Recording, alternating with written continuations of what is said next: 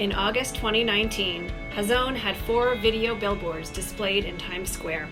We debuted the message, 5780, the year of environmental Teshuva. What is Teshuva? Teshuva can be translated as repentance, return, answer, self-actualization, and/or lifting your inner voice for good.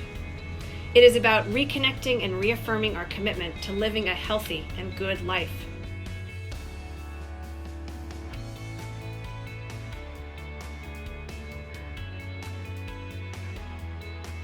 What about environmental Teshuva? Environmental Teshuva is the outward manifestation of our commitment to doing better for the planet. As you examine your individual impact on the planet, we invite you to consider, how do you relate to the planet or the climate crisis? Which of your behaviors do you know are less than ideal? What are 1 or 2 areas in the coming year in which you will commit to try to do better? Share how you will make 5780 the year of environmental Teshuva with #EnvironmentalTeshuva on Facebook, Instagram, and Twitter.